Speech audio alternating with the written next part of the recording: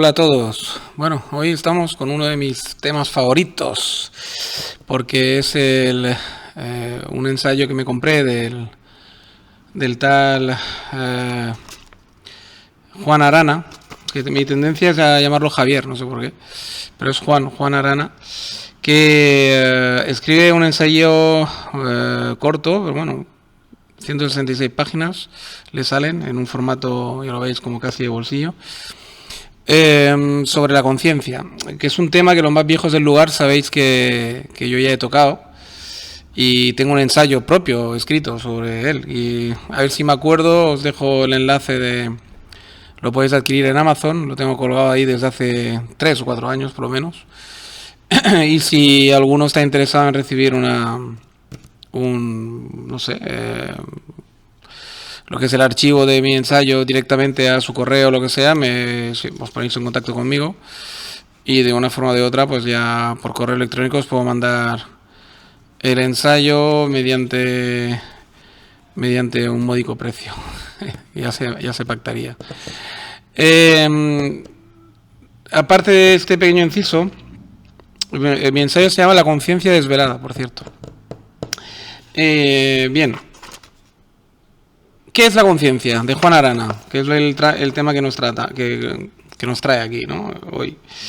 Lo he leído entero y os voy a hacer una pequeña explicación del mismo, una presentación. Básicamente la tesis de Arana es que, digamos, para él la conciencia es la última frontera, el último misterio que queda por resolver, digamos, en cuanto al mecanismo del hombre, ¿no? En cuanto a cómo funcionamos, para qué sirve cada elemento que tenemos en el cuerpo.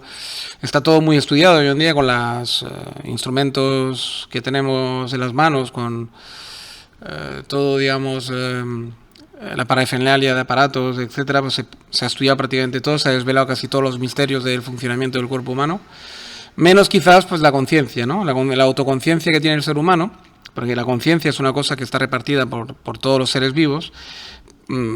Cualquier ser vivo es consciente de su propia vida, digamos, ¿no? Lo que no tiene es la autoconciencia, ¿no? La conciencia de la conciencia. O sea, no son conscientes de que son conscientes, ¿vale? Que es lo que nos pasa al ser humano.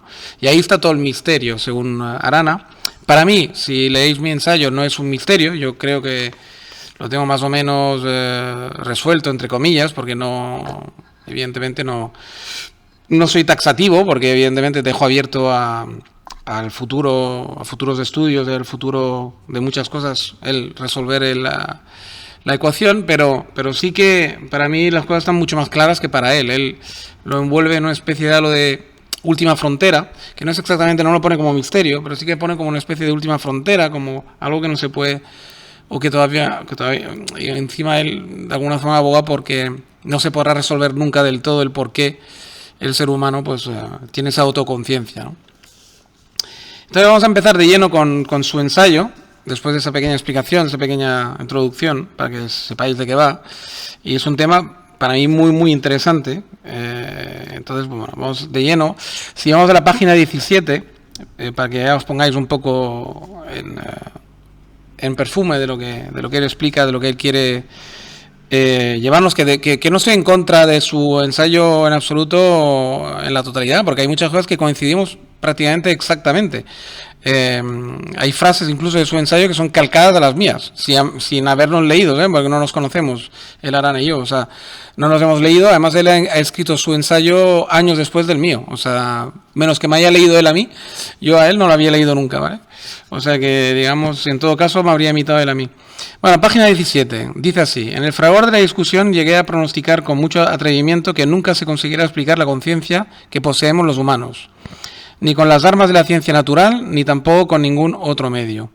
Podremos averiguar con bastante exactitud qué es la conciencia, cuándo y dónde emerge, también cuándo se interrumpe o desaparece, pero no de dónde surge ni cuál es el mecanismo subyacente. Por consiguiente, si tengo razón, tras la conciencia humana hay un misterio, y no de menor cuantía, que los filósofos analíticos, que son expertos en poner nombres a las cosas, podrán castigarme por ello, llamándole misteriano. Bueno, o sea que aquí en la introducción, ya esa pequeña frase, ya veis que, ese pequeño párrafo, ya veis un poco de qué va a ir el ensayo, ¿no? Luego pasaremos a la página 27. En la página 27, digamos, después de muchas otras páginas que están muy interesantes, pero bueno, yo he subrayado ese siguiente pasaje, que digamos que él, evidentemente, como yo hice también en su día cuando escribí sobre ese tema, lo que hay que hacer es leer mucha divulgación científica. En mi caso, divulgación, en su caso, creo que ha leído un poco más a fondo y ha hablado con colegas suyos de la academia, científicos y tal, y se ha enterado muy bien de lo que se sabe a nivel médico, a nivel científico, sobre la conciencia humana a día de hoy, ¿no? Y entonces ahí pues, pone muy claro que la conciencia, según los últimos estudios y los últimos cálculos que se hacen, incluso la autoconciencia nuestra, es simplemente un mecanismo, habría evolucionado como mecanismo de supervivencia, ¿no? Como los dientes, como las garras, como cualquier otro mecanismo que pueda haber en otros animales, incluso en nosotros, ¿no? La conciencia sería como un producto muy refinado de la autoconciencia, mejor dicho, sería un producto muy refinado de la conciencia primero, y para el hombre, pues justamente para suplir una serie de carencias que tenemos físicas comparado con cualquier animal sobre la Tierra, y que de alguna forma nos hace más listos, más inteligentes, más aptos para sobrevivir, de tal forma que hemos conseguido, digamos, dominar, ¿no?, el planeta Tierra. Por lo tanto, sería como un mecanismo simplemente de supervivencia adaptado al cuerpo ese tan imperfecto que tenemos, ¿no?, comparado con otros animales. En cambio, se pone así en el pasaje, ¿no? En cambio, los progenitores conscientes suscitan en su interior un escenario donde las nuevas fórmulas pueden ser concebidas, ensayadas y transmitidas sin tanto dramatismo. Desilusión, prolongación de la situación de hambre o de carencia. Es lo que se arriesga la mayor parte de las veces. Por supuesto que hay momentos en que uno tiene que jugarse la vida a caro cruz, pero aún entonces la comunicación entre sujetos conscientes permite que un desenlace funesto no sea por completo en vano. Entre otras muchas ventajas, la conciencia nos habilita para escarmentar en cabeza ajena, que yo creo que es la clave, ¿no? O sea, es decir que, pues eso, es un mecanismo prácticamente perfecto para poder, digamos, transmitir además saberes y experiencias ajenas a nosotros, pero que gracias a la conciencia que tenemos la podemos grabar como con fuego en nuestro cerebro, y es mucho más refinado que, pues no sé, un perro, por ejemplo, si tiene un choque contra una pared, pues vale, pues a lo mejor no se acercará nunca más a esta pared, pero cuando él muera no transmitirá a otros perros: cuidado, que si venís muy rápido por esa curva, vais a resbalar y os vais a dar contra la pared. No lo sabe transmitir porque no tiene escritura, no tiene habla, no tiene medios de transmitirlo. Entonces, lo único que puede hacer en todo caso es transmitir unos genes un poquito más rápidos o con una frenada más apurada, ¿no? Para no chocarse contra el muro, pero no podrá transmitir nunca, como nosotros los humanos hacemos, pues cuidado con esa pared, tal y cual, cuando veas una curva muy cerrada, negociará más despacio para no chocarte, por ejemplo, un ejemplo muy tonto, para que lo entendáis. Página 31. Nos pasamos ya directamente a la página 31. Bien, en la página 31 nos dice así, la autoconciencia como algo exclusivo humano, consciente de ser consciente. Bueno, pues una vez más explica lo que es la autoconciencia, que yo creo que ha quedado explicada. Podemos pasar pues a la página 36. En la página 36 nos encontramos otra pequeña nota que a mí me gustó, que es un guiño a Gustavo Bueno. Es un filósofo materialista español que ha dejado como escuela, y lo critica por sus excesos de neologismos, pero eso es una nota de cara a Bruno, de cara a gente que ha sido buenista, y yo sé que tengo 3 o 4 escuchantes, pues pienso en Raúl, en Bruno, que saben quién es Gustavo Bueno y que saben que es un pequeño guiño. O sea que este hombre Arana conoce a Gustavo Bueno y su obra, y lo acusa de neologista, o sea, de abusar de neologismos. Es un guiño. Página 39. Pasemos a la página. Deja claro que el saber científico, a ver, un momento, el pasaje, quizás voy a leer el pasaje. En este punto advierto que no soy de los que gustan poblar el mundo de hadas y duendes, ni de los que se regocijan cada vez que encuentran un obstáculo infranqueable, un secreto indescifrable o un arcano insondable. Me tomo en serio el mandado bíblico: procread y multiplicaos, y henchid la tierra, sojuzgarla y dominadla. Dadas las mediocres capacidades físicas de nuestra especie, es evidente que tal comisión solo fue abordable gracias al conocimiento que permite revelar todo lo revelable, explicar todo lo explicable. La filosofía puso manos a la obra hace 25 siglos y lo que llamamos ciencia moderna no constituye un empeño diferente. O sea, es un poco más de lo mismo de lo que os había explicado, pero quizás pues explicado con más precisión ahí. Luego vamos con la página. Estábamos de la 39, nos vamos de la página 50, ya nos saltamos hasta la página 50 y nos encontramos con ¿qué? Nos encontramos con define la guerra entre hace ya pues más de 25 siglos probablemente que hay una guerra entre la ciencia y los que creen en el espíritu, ¿no? Los que creen en un espíritu más, digamos, místico, ¿no? Que dividen, digamos, que se piensan que la autoconciencia que tenemos es algo divino, algo mágico, algo otorgado por algún dios. Da igual, sea Alá, dios cristiano, dios budista, en fin, da igual. Otorgado por alguna divinidad que como un premio, ¿no? Como algo especial que se ha otorgado a los hombres para que hagan buen uso de él, ¿no? Y entonces en ese pequeño pasaje dice lo siguiente, a ver, le ofrece, habrá quien defienda que todo lo relacionado con ella es competencia exclusiva del espíritu, o sea, la conciencia. No conozco ninguno, porque hasta los más irreconciliables enemigos del materialismo que he encontrado aceptan que sin cerebro es imposible ponerse a meditar. Conceden asimismo que tampoco se llega muy lejos sin unas condiciones de salud corpórea medianamente buenas. O sea que hasta el cura o digamos el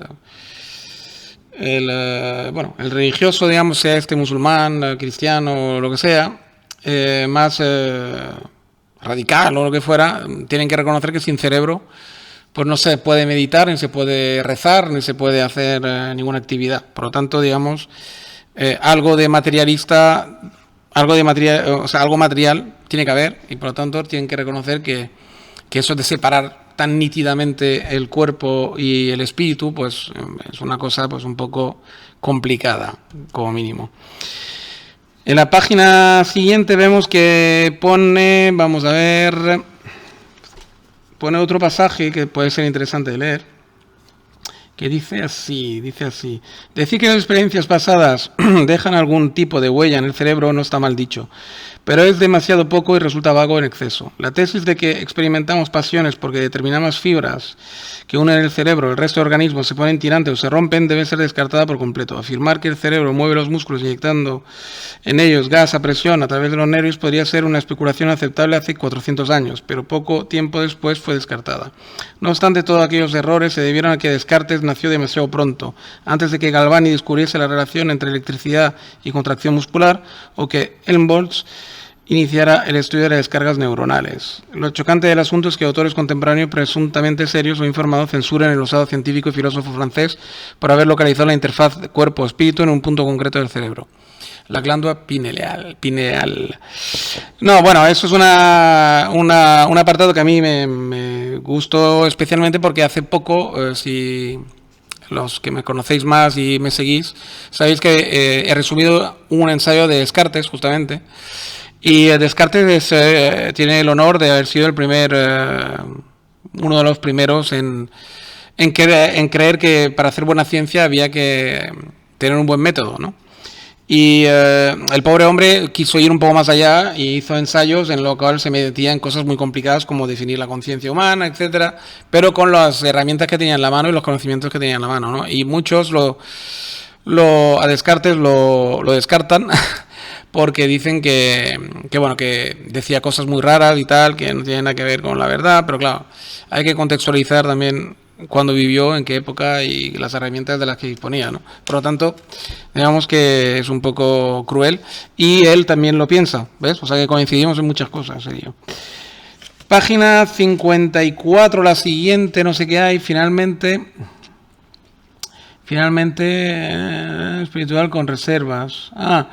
Bueno, sigue con porque todo eso se enmarca en la lucha entre el espíritu y la razón, digamos, ¿no? Y entonces pone aquí, tampoco yo estoy libre de sospecha, puesto que ya he dicho bien claro que soy partidario de una versión no naturalista de la conciencia, ¿vale? O sea, el que hace parte un poco de los espiritualistas, sin querer meterse del todo en ellos. He de insistir una vez más en que dejando a salvo este apartado, para todo lo demás soy tan naturalista como Descartes o como cualquier otro, aunque ello me indisponga con espiritualistas empeñados en reservar el puro espíritu parcelas más extensas que la que le otorgo.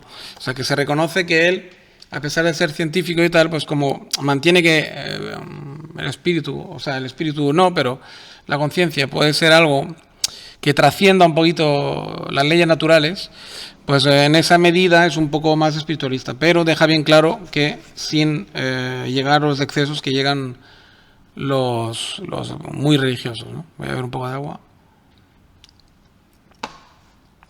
Y ya vamos a la página 57, donde pone lo siguiente. No es una mera frase, porque la cantidad de posibles interconexiones es tal que supera amplísimamente el número de átomos que hay en todo el universo conocido. Hasta el materialista más devoto de la simplificación reconoce que no hay objeto de complejidad comparable en todo el perímetro cósmico. Habla del cerebro. A pesar de todo, reconoce que el cerebro es de una complejidad brutal, y esto lo pone a favor de su tesis, pero también puede ser a favor de una tesis de un materialista.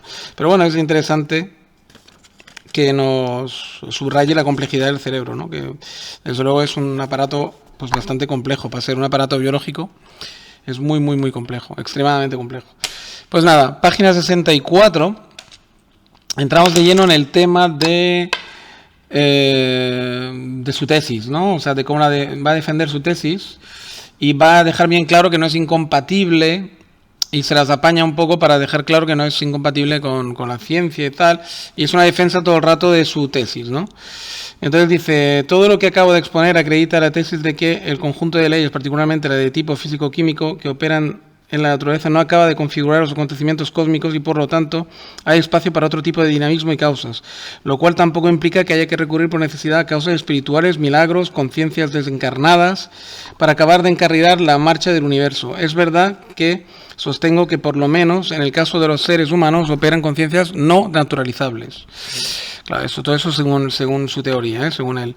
Cuando los tienen, puede arreglársela perfectamente sin la ayuda de ese tipo de conciencia. La conciencia autoconsciente es, por lo tanto, solo una condición suficiente, pero no necesaria, para sobredeterminar la acción de las leyes naturales hasta acabar de definir la identidad de los seres vivos.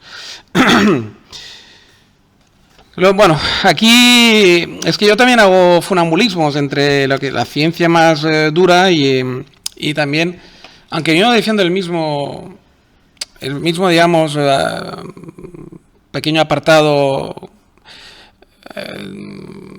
dejarle, digamos, un pequeño apartado si no al espiritualismo o la religión, a decir que hay algo de magia, ¿no? En la autoconciencia, hay algo extraño, ¿no? En esa autoconciencia, algo que no se puede explicar exactamente con la ciencia, quizás. Yo lo hago de otra manera. Yo lo digo en que es extraordinario, pero no porque no se pueda explicar exactamente por qué tenemos autoconciencia, sino porque es extraordinario en sí, o sea, per se. Es decir, para mí la vida es extraordinaria, ¿no? Y la vida humana lo es todavía más en la medida que somos autoconscientes de ella, ¿no? Y en esa medida yo pongo lo extraordinario, no tanto en que no se pueda explicar. Y ahí es la gran diferencia entre yo, aunque parezca un matiz tonto, para mí es una diferencia bastante importante, porque yo no tengo que entrar tanto en el misterio, y él, aunque no quiera, tiene que entrar en el misterio. Y entrar en el misterio para mí es un camino muy angosto y muy peligroso de transitar. Página 69, tridimensión de la conciencia. Ahí, bueno, empieza a introducir otro concepto, que él, la conciencia la imagina como algo tridimensional, pero tridimensional sin dimensiones, es decir, para explicarla, ¿no? Porque se mira para adentro, mira para afuera y se mira a sí misma, ¿no? Y mira como mira, digamos, ¿no? Entonces son tres enfoques en uno que él dice que le intenta explicar. A mi juicio se complica un poco la vida, pero bueno, si quiere verlo así, ¿por qué no, no? Yo lo veo como un resultado más del logos, del habla, pero él lo ve como algo tridimensional. Bueno, en fin. Son formas de ver. Y en la página 71 creo que hay un poco de explicación. Vamos a intentarlo. Lo específico de esta forma de conciencia es la bidireccionalidad de sus operaciones. No precisa desviar la mirada hacia un retrovisor para darse cuenta de que está ahí, observando lo que tiene delante. Si quisiéramos afinar todavía un poco más, habría que distinguir el complejo conciencia-autoconciencia, no una doble, sino una triple mirada, que ahí viene su teoría. La conciencia intencional se desdobla en una mirada hacia afuera, enfocada al mundo exterior, accesible mediante la sensibilidad externa, y otro hacia adentro, enfocada al mundo interior, practicable gracias a la sensibilidad interna. La mirada de la autoconciencia no va hacia afuera ni hacia adentro, sino que es como si se volviera al revés, se autorreferida por medio de un bucle que cierra el círculo vivísido, permitiéndole al mismo tiempo autoconocerse y disponer de sí. Es absolutamente necesario darse cuenta de que esto no significa que haya tres partes, piezas o elementos de la conciencia humana, sino que es perfectamente simple y unitaria. Bueno, para mí es una complicación innecesaria, pero bueno, si él le ha hecho gracia, pues y sigue en la página 72 explicando y tal y cual, más profundamente como lo ve, ¿no? Creo que me lo voy a saltar porque es un poco más de lo mismo, pero explicando con más profundidad. Incluso hace un esquema, etcétera. Ya nos pasamos a la página 79, por lo tanto, vayamos pasando a nuestra página 79, y ahí encontramos una explicación sobre una cosa que él, una analogía que hace, una especie de ejemplo que es bastante, digamos, divertido, porque ve la conciencia como algo que es materialista, que viene de la materia, porque según qué ingredientes, pues no surgiría, ¿no? Pero es que aparte dice que es una cosa intransferible y dada, y nos hace individualmente especiales, nos hace individuos, en definitiva, porque cada uno tiene una vivencia, aunque sea ligeramente distinta, aunque fuéramos hermanos, aunque seamos hermanos o hermanas, y salgamos de los mismos padres y hayamos vivido en una misma casa, como el simple hecho, aunque seas mellizo, de haber nacido ya con genes un poquito diferentes, incluso si eres gemelo, si me apuras, la misma visión no vas a tener nunca que tu gemelo, exacta no, porque es que tú no puedes estar al mismo minuto, por ejemplo, no sé, defecando en el mismo váter, ¿vale? Tienes que defecar uno primero y luego un minuto o dos después el otro. Es decir, si disponéis de un solo lavabo en la habitación. Por lo tanto, digamos que es un ejemplo muy tonto, ya lo sé, pero es muy divertido. Por lo tanto, digamos, aunque sea por esa diferencia de 2 o 3 minutos, ya tienes unas vivencias ligeramente distintas. Y esas ligeramente distintas lo multiplicas por todas las vivencias que vais a tener en el futuro, y aunque seáis gemelos, pues vuestra visión será ligeramente distinta. Y él hace esa comparación que yo he hecho muy bruta con el tema del puchero, ¿vale? Y hace una cosa bastante divertida, porque claro, dice que una pizca de cayena, un hueso de jamón, cualquier pequeño ingrediente, por mínimo que sea, hará que ese puchero sea buenísimo, o sea incomible, o sea simplemente diferente. Lo hagas un día u otro, aunque sea con los mismos ingredientes, si varías cualquier pequeña cosa, pues hace y lo llamo la teoría del puchero con los ingredientes. Y el libre albedrío por la doble visión fuera dentro, pero bueno, porque ahí ya hace un poco más de piruetas, ¿no? Con el lenguaje y tal. Pero bueno, es básicamente esto, la teoría del puchero. La quería subrayar porque es divertida, os la recomiendo leer con atención. Luego, página 82, pasamos ya, y ahí vemos que subraya, mecanismo eléctrico de las neuronas, rechazo del dualismo inconsciente. A ver, ¿qué explica aquí? Aquí igual lo voy a leer. A ver, la actividad electroquímica que subyace a la actividad mental consciente y la que hay detrás de la inconsciente forma un todo único que abarca no solo el cerebro, sino el conjunto del sistema nervioso central, incluso el periférico. La conciencia autotransparente en un plus que se suma y sobredetermina esa actividad. O sea, quiere dejar claro que, digamos, que a pesar de que se puede medir incluso hoy en día de forma, te ponen en un aparato, te ponen un casco con electrodos y pueden leer con bastante precisión casi lo que vas a actuar, lo que vas a hacer unos segundos antes, ¿no? Por la actividad de tu cerebro, por las regiones de tu cerebro que se encienden. Pero a pesar de todo, él dice que la conciencia está por encima incluso de esa actividad eléctrica, ¿no? O que y pone también otro pasaje, dice, o que un general no fue responsable del ataque por sus oficiales, ya se habían adelantado a alertar a las tropas sabiendo que la orden de iniciarlo estaba al caer. La acción de la conciencia no rompe la unidad del sujeto consciente ni del ser humano que lo es. El descuidado dualismo implícito de muchos naturalistas los acerca paradójicamente al tipo de antropología que defienden sus adversarios. O sea, él dice que, aunque tú puedas anticipar unos segundos antes más o menos el gesto que se va a hacer, este gesto se ha fraguado de forma consciente, autoconsciente. Por lo tanto, aunque tú puedas prever por el movimiento de lo que he dicho antes, igualmente eso no quita que la acción haya sido pensada de forma consciente, autoconsciente. Interesante matiz. Entre la página 85 y 87 tenemos toda una... Ahí entra de lleno en su teoría y añade un elemento más de complejidad, porque él a la conciencia la percibe como vacía, como un vacío. Dice que su gran cualidad es que es algo vacío, es algo que no tiene ningún contenido, que no tiene ningún tipo de... que gracias a ese vacío es muy flexible, muy maleable y puede aprender a autogestionarse y a autoverse, gracias a que no está sujeta exactamente a pesar de que está muy sujeta a la actividad cerebral y a tener un recipiente, digamos, vivo, él dice que de alguna forma la autoconciencia no se puede localizar en un sitio exacto y por lo tanto no tiene forma ni tiene cuerpo, ¿no? Y esto lo añade, yo creo, para reforzar su tesis del misterio, ¿no? De alguna forma, de que es algo misterioso, ¿no? Entonces dice así en la página 85... No penetra hasta el fondo de ninguna de las dos laderas hacia las que se vierte y por ello no está cubierto de sorpresas y asaltos provenientes, habla de la conciencia, y asaltos provenientes tanto del exterior como del interior. Más lo esencial es que no se identifica con una ni con otra. La conciencia humana en modo alguno es lo que hay dentro del mundo interior que contempla. Todo lo que es se reduce a esa triple mirada que al mismo tiempo la conecta con dos mundos opuestos y la separa de ellos volviéndola hacia sí. El vacío de la conciencia constituye la clave de su libertad.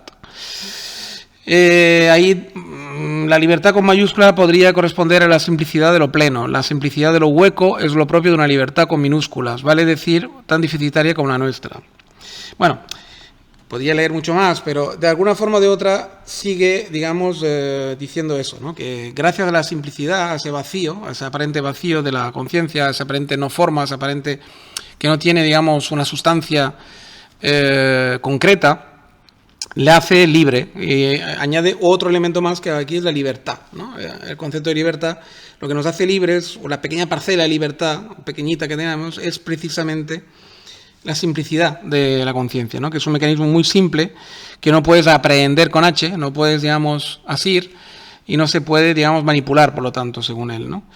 Entonces, claro, aquí yo anoto en un apartado la conciencia mecanismo cuya simplicidad le haría libre por no estar atado a algo complejo. El cuerpo, cerebro, puede parecer simple, pero es complejo, muy complejo, como todo lo que vive en el universo. La clave es el para qué la tenemos, no el por qué, ni el cómo del fenómeno, si es nuestro o no.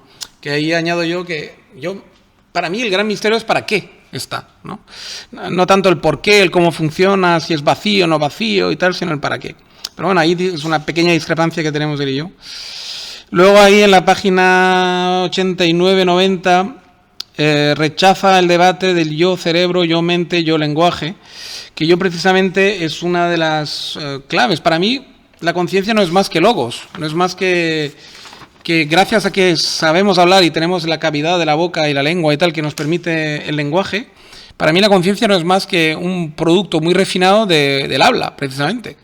Y él dice que esto ahí no quiere entrar, porque claro, le tiraría yo creo abajo toda su teoría. Pero bueno, en fin, él tiene derecho a no entrar, cada cual hace lo que le parece oportuno.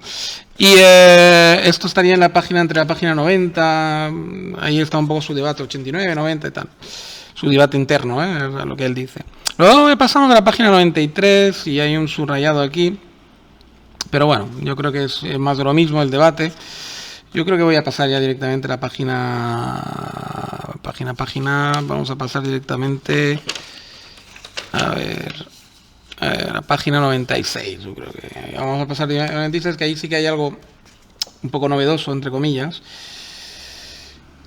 Y dice así, a ver, es un lugar de ser infinita, resulta que la energía de enlace de un núcleo de uranio 235 es tan solo 7,61 megaelectronvoltios. La indivisibilidad perfecta es quimérica. Para una entidad constituida por agregación de partes, en cambio, resulta trivial para entidades simples carentes de ellas. La conciencia posee ese segundo tipo de indivisibilidad. Su simplicidad radica en estar absolutamente vacía de contenidos. Ni ideas innatas, ni instintos prefijados, ni conjunción de facultades, ni afectos connaturales.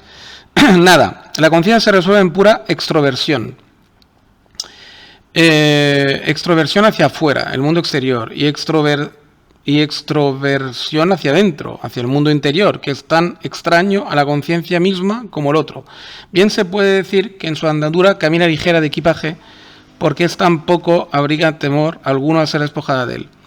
Porque tampoco, bueno, no tiene miedo a ser despojada de equipaje. A no ser, claro está, que se equivoque apegándose artificialmente a lo que ella no es. Apego que es la fuente de casi todos los males que la quejan, los cuales nos dejan tan poco de ser sobrevenidos. Bueno, aquí, claro, para, digamos, seguir un poco con su tesis, deja bien claro que a nivel científico, a nivel, digamos, objetivo, la conciencia necesita el cuerpo, pero de alguna forma defiende la tesis que el error que comete muchas veces la conciencia es apegarse a ese cuerpo, ¿no? Porque sabiendo que lo necesita, apegarse en exceso en ese cuerpo, que es un error porque ella puede funcionar perfectamente sin apegarse, digamos, ¿no? A él, puesto que según su teoría, como está vacía, y es una cosa que está bien, porque eso viene a explicar un poco por qué nacemos sin... o sea, por qué el hombre cada vez que nace, uno nuevo, tiene que volver a aprenderlo todo, ¿no? Y él, de alguna forma, lo teoriza de esa manera un poco complicado. Yo prefiero la teoría de la tabula rasa, que es la que defiendo en mi ensayo, pero bueno, cada cual. Tabula rasa es decir que a cada vez que nace un hombre nuevo, nace con digamos, todo en teoría en blanco, o buenas partes en blanco, para poder precisamente poseer luego la autoconciencia, poder aprender precisamente todas las cosas que han aprendido los seres anteriores a él. Es decir, volvemos al ejemplo del perro y la curva, o yo qué sé, o el agricultor, ¿no? Si primero tenía una azada y ahora tiene un tractor, pues la persona nueva que nace en el siglo XX tiene que saber que con el tractor se va a ir mejor que con la azada, pero tiene que conocer la azada porque se le estropea el tractor. Es decir, y todo eso es gracias a la autoconciencia, es decir, lo que hemos dicho antes, porque podemos dejar cosas por escrito, grabar incluso ahora YouTube o lo que sea para las generaciones venideras, ¿no? Por lo tanto, digamos que todo eso se hace gracias a la tabula rasa, a nacer en blanco. Él lo explica de una forma para mí demasiado enrevesada y demasiado extraña, pero bueno, cada cual, como siempre digo, hace lo que puede, ¿no? Luego dice así en la página 97, la siguiente, son por lo menos tan antiguos como ella. A ver qué dice. Pone sobre la mesa el tema del alma y su unión con el cuerpo resulta a primera vista bastante anacrónico para un libro escrito en el 2021. Habrá quien piense que es como retrotraerse a la Edad Media. Concedo de buen grado que el alma es una palabra muy desgastada, pero hay que ser olvidadizo en extremo para desconocer que muchas otras, sin ir más lejos de energía, son por lo menos tan antiguas como ella y han sido rejuvenecidas con nuevos usos. Los vocablos que griegos y latinos inventaron suenan tan bien que no es fácil resignarse a abandonarlos. La fonética es más duradera que la semántica. Bueno, él de alguna forma, pues es que claro, se reivindica el espíritu de alguna forma él. Pero claro, no quiere ser curilla y quiere ser más científico y entonces lo reviste de unas complicaciones que para mí son innecesarias cuando eres materialista, pero bueno, se tendría que haber lanzado materialismo totalmente, pero hay algo en él que lo impide, pues probablemente su educación judeocristiana, digo yo. Página 101. ¿Qué nos pone aquí? Intenta huir con maniobras, a ver, claro, con las maniobras que hace para que de alguna forma, pues, en fin. pero que luego él mismo se va a contradecir dentro de una página, porque dice, ahora bien, cuando el químico aborda el estudio de un compuesto, puede que la mezcla estudiada sea tan enmarañada que no haya medio de efectuar una separación exitosa de los principios que contiene, lo cual no obsta para conocer con suficiente certeza la presencia y hasta la proporción de este o aquel. Precisamente en virtud de su constituida oquedad, la vocación constante de la conciencia es el mestizazo. Bueno, en fin. Claro, porque no puedo obviar claro, esto de que está vacía, sí, pero se soporta en algo físico, por lo tanto, no vive del vacío, pero en fin. Entonces dice que es mestiza. Bueno. Y luego en el 102, por fin, se da cuenta, él solo, de que al final pues hay que darle a César lo que es de César y dice lo siguiente, ¿no? De ahí la irrefinable propensión mundana de la conciencia, que se manifiesta en primer lugar como vocación corpórea. No puede pasar ni un minuto sin que vuelva los ojos hacia la vertiente fisiológica de su ser. ¿Por qué? Mientras puede muy bien haber un cuerpo sin conciencia, no es posible que haya conciencia como la nuestra sin cuerpo. Para empezar, literalmente en él encuentra la conciencia sus ojos, sus pies, sus manos. Es su puerta de acceso a la realidad, el indispensable mediador de todas sus transacciones. Aparte de ello, habida cuenta de que hay multitud de vivientes con capacidad perceptiva, imaginativa, afectiva, volitiva e incluso racionadora, cabe ampliar el pequeño teorema que acabamos de formular y asgar a que puede haber mentes inconscientes más no conciencias separadas de cualquier forma de actividad mental. La conciencia siempre se da cabalgando sobre algo que no es ella misma, pero paga con oro el servicio que le llegue a prestar, no importará qué montura. Así, cuando repasamos las virtualidades de una mente privada de conciencia autotransparente, es fácil comprobar que la adición de este pequeño complemento produce transformaciones radicales. O sea, que de alguna forma, pues nada, no le queda más remedio que dar al César lo que es del César, ¿no? Y luego, ¿qué más tenemos aquí? En la página siguiente pone así también...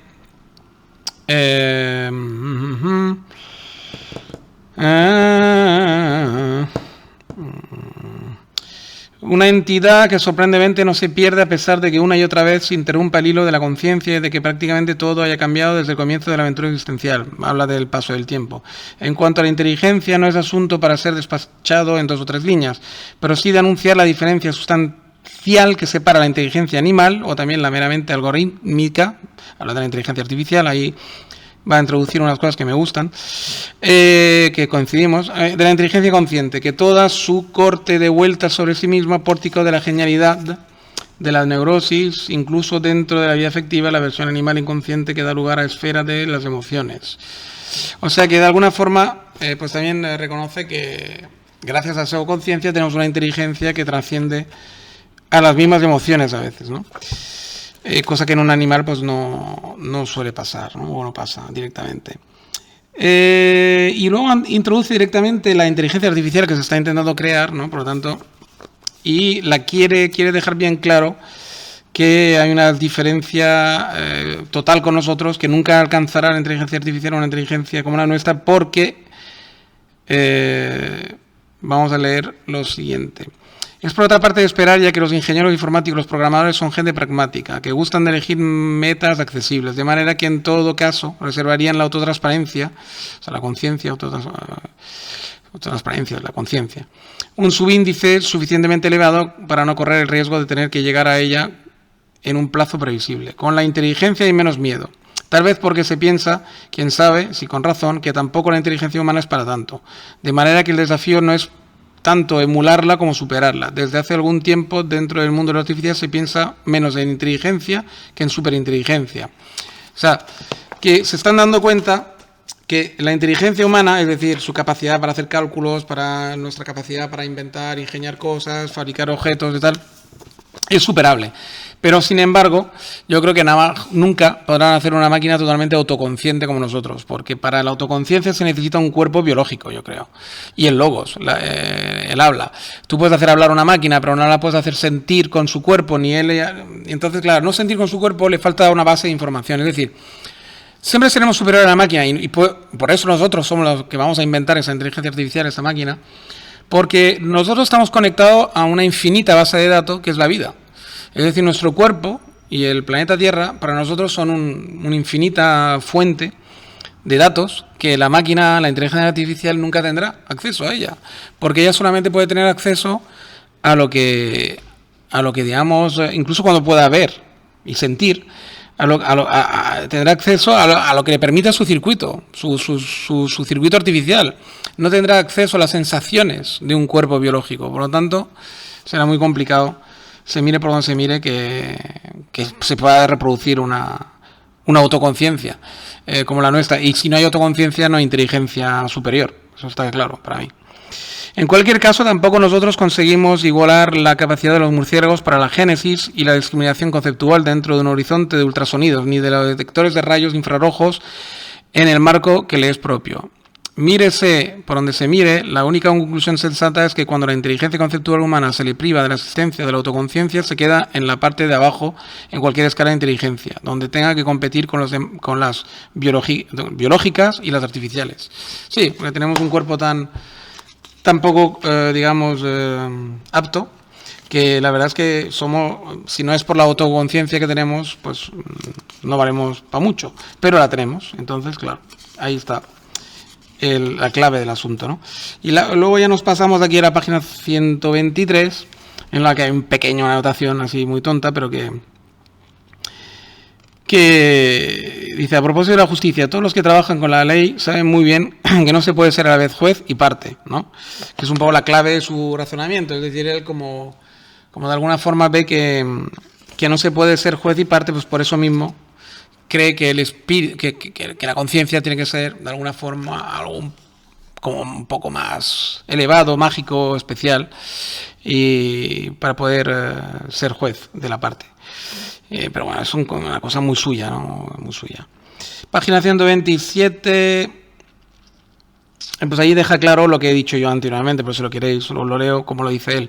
A primera vista, la actitud de Penrose resulta antipática por elitista, pues parece sugerir que solo los matemáticos de nivel superior poseen una mente que supera a las máquinas.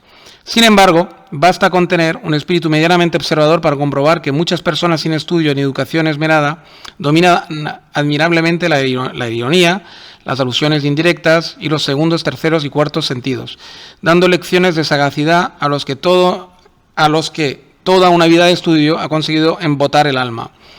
O sea que de alguna forma pues reafirma esto, ¿no? Que la autoconciencia de una vida biológica siempre será superior a cualquier máquina, incluso a las personas que se comportan como máquinas, que son un poco los matemáticos, que les falta a veces pues tercer grado, segundo grado y tal, y cualquier persona sin estudios es capaz de hacerlo, ¿no?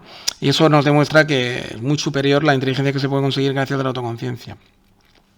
Y prohibir la introducción de valoraciones acerca de la verdad de un juicio, salvo que una fórmula situada a un nivel superior. Así, confinando las verdades en un compartimento estanco, se evita que interfieran unas con otras y las paradojas no encuentran un hueco para insinuarse. Sin embargo, lo que cura a un discurso lógico-matemático de perplejidades, arruina, en cambio, los más preciados efectos del habla cotidiana y el arte.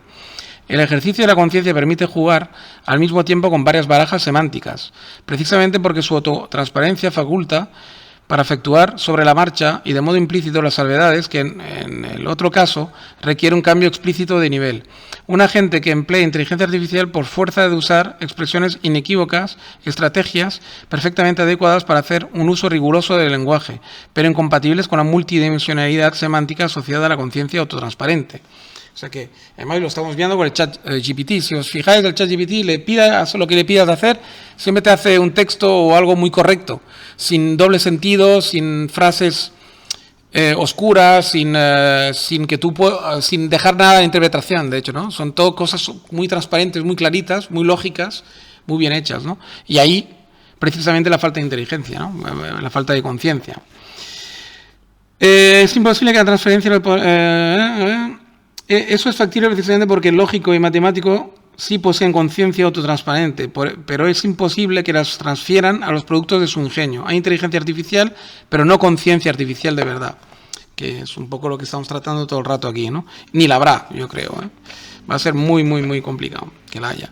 Y ya vamos llegando pues prácticamente al final, yo creo, no sé si tengo ya algo más subrayado en las páginas siguientes. Sí, tenemos que ir a la página 138, tengo otro subrayado aquí. ¿Qué dice? Se nace con el posible don de la conciencia, pero no compleja. hombres... Ah, vale, sí. Hay toda una historia ahí que él dice que de alguna forma... a ver, dice, los monos antropóides poseen algo semejante a la autoconciencia humana, teniendo en cuenta además que es susceptible de ser adquirida gradualmente, o se tiene o no se tiene.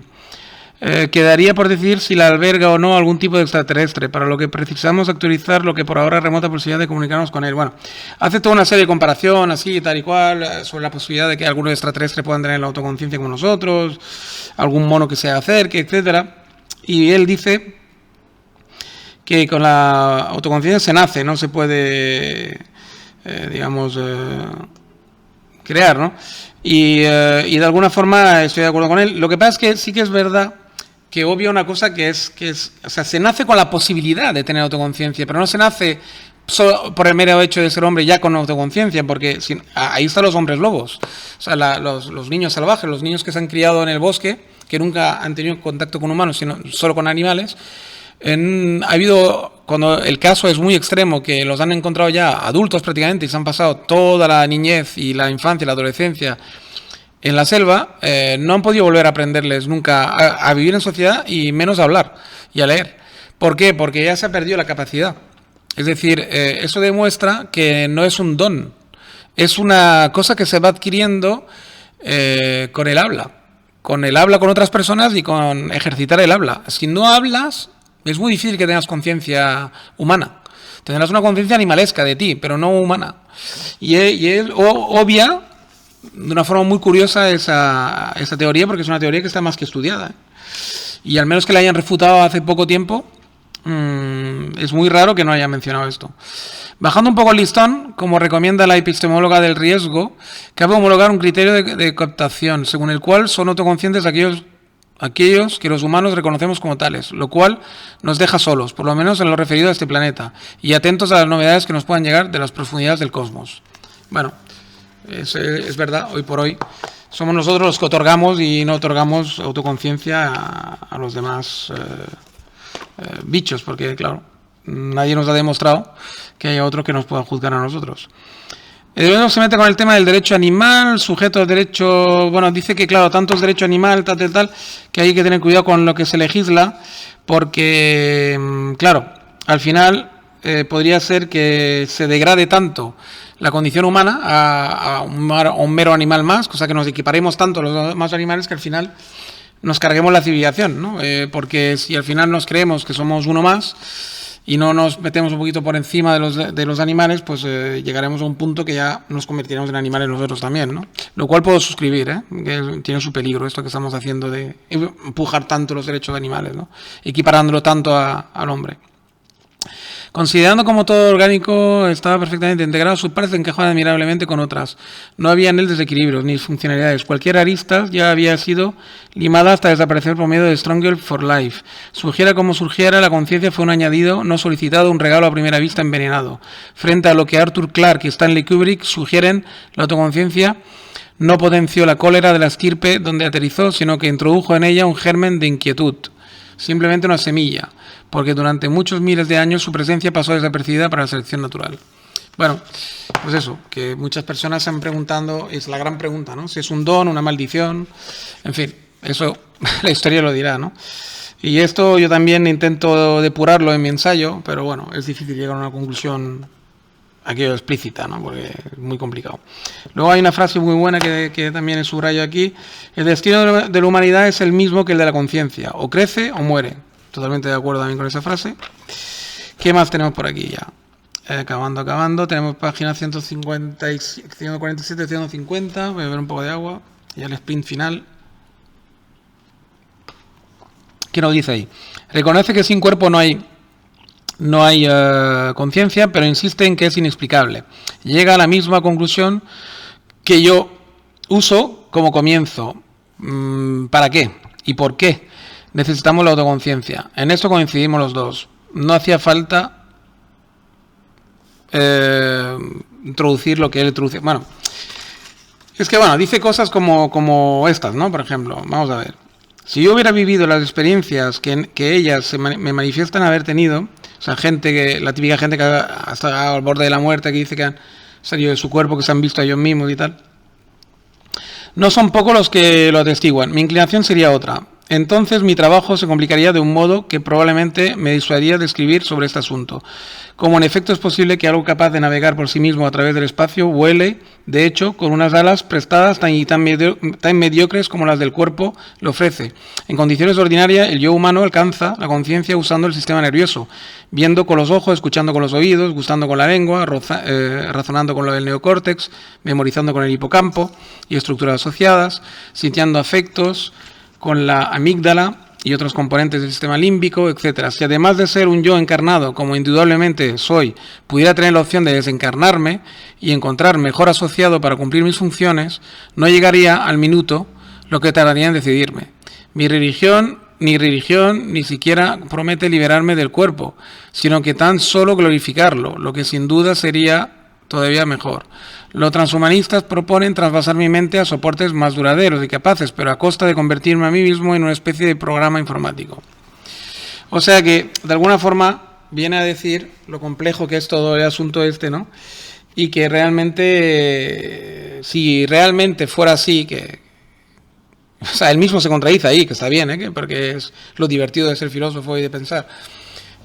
Si realmente fuera tan fácil, si la conciencia realmente fuera algo desencarnado totalmente, lo cual él matiza que no cree, y está bien, pero a pesar de todo, va con el rollo del misterio, pero en fin. Pues eso, ¿no? ¿Qué hace alojada aquí, ¿no? Con nosotros, ¿no? En un cuerpo tan mortal y tan débil, ¿no? ¿Por qué no vuela en otros lares, ¿no? Con otros cuerpos o con otras energías mucho más puras o menos comprometidas y con menos entropía. El tercero, ¿por qué la interacción entre materia, información e información que forman la inmensa trama de la vida no siguió perseverando por los siglos de los siglos en la ceguera absoluta hacia sí misma? ¿Por qué despertó del sueño que había presidido su origen y evolución hasta un momento bastante tardío de la peripecia cósmica? Que en el inmenso océano de materia, sobre nada de la nata de la vida, sigue siendo un enigma, aunque no llega a misterio, porque confiamos en que hay leyes naturales para guiar todos y cada uno de los resortes que operan en ella. En cambio, que sobre la charca de la vida flote la conciencia, eso sí que es un misterio impenetrable. No hay explicación disponible, y si fuéramos sinceros, deberíamos confesar que tampoco se la espera. En su libro, sobre el azar de la necesidad, el Nobel Jack Monod afirmó que el universo no estaba a priori preñado de la vida.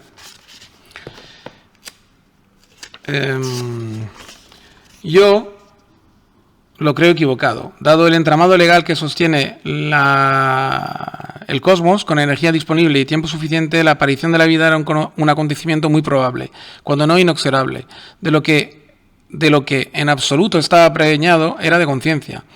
Esta tiene todos los visos de haber sido un don posterior imposible de anticipar. Bueno, ahí está toda la clave de la reflexión, yo creo, porque esa es la clave con la que yo me muevo en mí ensayo, ¿no? Y él lo hace pues ya muy al final y tal, esa reflexión. Yo creo que es la reflexión, ¿no? Es la reflexión, es la gran reflexión, digamos, ¿no? O sea, ahí entra en el para qué, por fin, ¿no? Y el por qué de la conciencia, ¿no? Incluso de la vida, pero bueno, la vida, como bien dice él, yo creo que es inevitable. En un cosmos con energía disponible casi infinita, espacio infinito y un montón de combinaciones posibles, pues era bastante probable que acabara surgiendo, ¿no? No sé si ha surgido solo aquí o en todo el cosmos, yo creo más bien en todo el cosmos, pero está claro que iba a surgir y que surgiría. Lo que no era tan claro era la necesidad de que fuera autoconsciente esa vida. Y ahí está todo el kit de la cuestión, ¿no? Yo en mi ensayo soy más atrevido que él y doy respuesta a esto, prácticamente, ¿no?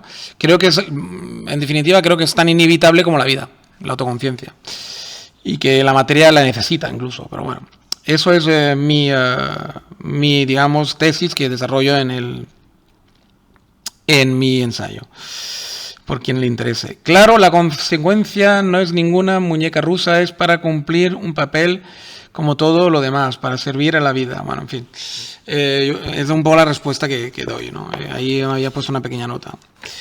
Luego ya creo que ya vamos a su reafirmación de la conciencia vacía, tal cual, en fin. Yo creo que ya podemos ir acabando. Vuelve con el vacío, la tabula rasa, tal, que ya he dado explicación a ello. podemos ir a una nota final mía, ya directamente. La autoconciencia nos haría libres en la medida, porque va con la libertad, que nos da esa supuesta conciencia vacía, sin sustancia, y todo el rato ya acaba así su ensayo, y yo pongo ya como nota final: la autoconciencia nos haría libres en la medida que es nuestra única verdadera propiedad. Inalienable, pues se compone de nuestras exclusivas experiencias que nos hace únicos. Es un poco la conclusión que él llega, ¿eh? Y yo la resumo en esa nota final.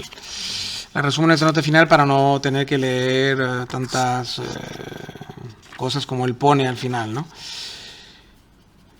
Otra nota final, casi refinal, digamos, de la conclusión es: autotransparencia y hoja en blanco son sus dos principales definiciones. Luego estaría el tratar la autoconciencia como un ente que, haciendo parte, está fuera. Es un poco más de lo mismo, es la reconclusión, por decirlo de alguna forma.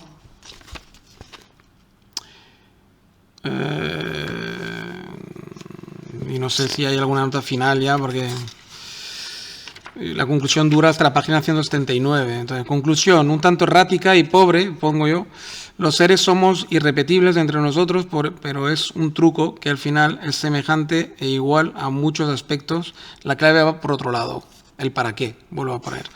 Yo en sus conclusiones no estoy muy de acuerdo, la verdad. Hace una serie de conclusiones y de cosas que refuerzan su tesis, evidentemente, y como yo la tesis que él defiende no la acabo de compartir, pues tampoco su conclusión, evidentemente, menos su conclusión, ¿no? Porque la conclusión que al que él llega de la página 166 hasta la 180 y algo es ya machaconamente, pues decirnos más de lo mismo, ¿no? Bueno, que eso, que está vacía la conciencia y que nos hace irrepetibles y tal y cual, y que gracias a esa irrepetibilidad, pues es un poco ahí la clave, digamos, de que ya nos conformemos con esto y que con esa respuesta, y que esto ya nos hace lo suficientemente complejos e interesantes como para que valga la pena vivir la vida sabiendo esto, digamos, ¿no? Que tenemos esa conciencia que es esa nada, digamos, ese vacío, que hace que podamos ser tan especiales porque vamos a absorber todas las experiencias, cada uno sus propias experiencias, y nos hace individual, etcétera. Bueno, en fin. Yo simplemente pienso que esto no es más. Él lo que está escribiendo es, más bien, lo podría llamar ego, y el ego es un truco de la naturaleza, pues para hacer que vivamos nuestra vida, pues de forma, digamos, intensa, y que cumplamos con todos los deberes biológicos que se nos es otorgado. Y aquí con eso no resuelves ningún misterio ni respondes al por qué, al para qué la tenemos, esa autoconciencia, ¿no? Yo creo, sinceramente, que en mi tesis está, al menos hay un intento de explicación bastante más coherente y bastante más limpio y luminoso, que no este final un poco oscuro que él propone, y un poco, a pesar de que él intenta ser luminoso, no acabo de ver esa conclusión tan clara, digamos, ¿no? Modestamente yo creo que la mía es un poco más, intenta por lo menos poner más luz y taquígrafo, digamos, al asunto. En fin, dicho todo esto, a mí me ha gustado, el ensayo está bien, es muy loable, porque toda persona que intenta explicar cosas tan complejas como esta, a mí me parece que tiene mucho mérito pensar en ello y encima plasmarlo. Y no lo digo porque lo haya hecho yo también, ¿eh? Si no lo hubiera hecho, también lo pensaría. Es decir, para mí, desde muy pequeño, que no había escrito nada, porque esto lo he escrito hace apenas 4 o 5 años, pero antes de haber escrito sobre el tema, yo llevaba toda una vida pensando en el tema ese, pero no había escrito nada. Por lo tanto, no digo que tenga un especial mérito el escribirlo, sino el ya dedicarse a pensar en esas cosillas, pues para mí y es gracioso y tiene mérito. Por lo tanto, en esa medida, a mí el Arana ese me merece respeto, su libro también, y por eso lo he leído, y os lo he explicado además aquí, os lo he hecho descubrir, ¿no? Bien, pues nada, lo vamos a dejar aquí. Un libro más que os he explicado y que os he hecho conocer. Espero que, si queréis comprarlo, porque vale la pena en el fondo leerlo, y si no, pues ya, por lo menos ya habéis conocido un poco de él, y creo que con mi explicación, pues ya tenéis una ventanita más para pensar, una forma más de pensar. Agradecer a los nuevos suscriptores, que había un puñadito este mes. Parece que sí que os habéis animado unos cuantos. Espero que os sigáis animando y que hagamos de ese pequeño canal extraño y un poco elitista, entre comillas, pues un canal con mayor que pueda disfrutar de él pues más gente, ¿no? Si se hace un poquito más grande, pues más gente lo podrá conocer y tal vez pues servirle como herramienta a los que estáis por aquí conmigo, pues a ser un poquito más friki y a ser una persona que piense, ¿no? Y si eso pues están de llamar friki, pues mira, sin ninguna vergüenza, que te llamen friki. Más vale pensar y que te llamen friki que no pensar o no intentarlo. Venga, pues un saludo a todos, cuidaos mucho como digo siempre y hasta la próxima, hasta el próximo podcast. Chao, chao.